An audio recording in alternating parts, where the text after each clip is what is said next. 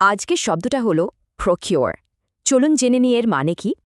আচ্ছা, এমন কোনো জিনিসের কথা ভাবা যায় যা খুব দরকার কিন্তু সহজে মেলে না?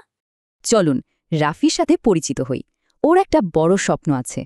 রাফি ঠিক করেছে ও অনলাইনে নিজের একটা ব্যবসা শুরু করবে। কিন্তু ব্যবসাটা শুরু করতে ওর একটা বিশেষ মেশিন দরকার।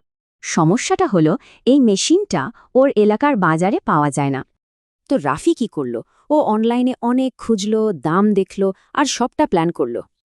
আর শেষ পর্যন্ত এত চেষ্টার পর ও মেশিনটা পেয়ে গেল। রাফি যে এত চেষ্টা করে মেশিনটা জোগাড় করল, এটাকেই বলে প্রকিওর করা। তাহলে প্রকিওর মানে কি? মানে হলো অনেক খেটে বা চেষ্টা করে কিছু জোগাড় করা। মানে এটা শুধু দোকানে গিয়ে কেনা না, এর পেছনে একটা প্ল্যান আর চেষ্টা থাকে। আচ্ছা, রাফির ব্যবসা তো এখন চলছে, ওর এখন আরও কিছু জিনিস দরকার।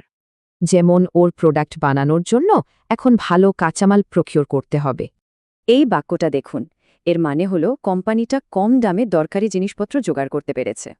ব্যবসাটাকে অফিশিয়াল করার জন্য রাফির এখন কিছু জরুরি কাগজ দরকার।